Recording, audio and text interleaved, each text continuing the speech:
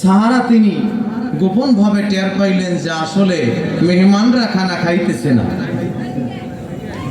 সাহারা বললেন, হে খলিলুল্লাহ, আমার বাড়িতে কিন্তু তোমার বাড়িতে আসতে চায়, বাড়িতে এসে তোমার কাছে আসতে চায়, বাড়ির মুখগুলি দেখতে চায়। হুজ বললেন, আমার বাবার কাছ থেকে দোয়া নিয়েছিলেন আর ওই ইয়াকুব নবী হয়ে গিয়েছে।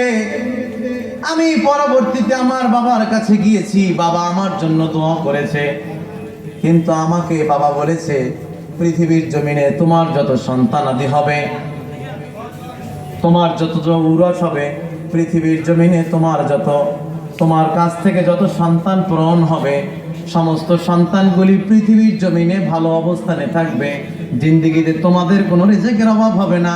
এই দোয়াটি আমার জন্য বাবা করেছে। দৌড়ে গেলেন ইয়াকুব আলাইহিস সালাতু ওয়াস সালামের কাছে। ইয়াকুব আলাইহিস সালাতু ওয়াস সালাম, আপনার ভাই 50,000 সৈন্য নিয়ে আপনাকে মারার জন্য রাস্তা থেকে রওনা হয়েছে, আপনাকে মারবে, কিন্তু তার মনের আঘাত যায় নাই। বাবার কাছ থেকে আপনি নবুয়তির দোয়াটা আপনি নিয়েছেন, এই জন্য সে আপনার 50,000 সৈন্য নিয়ে দৌড়ে এসেছে। আলোচনা করবো, এই যোগ্যতা আমার নাই, এই জন্য আমি একটু দোয়া চাওয়ার জন্য আমি আপনাদের সম্মুখে দাঁড়িয়েছি।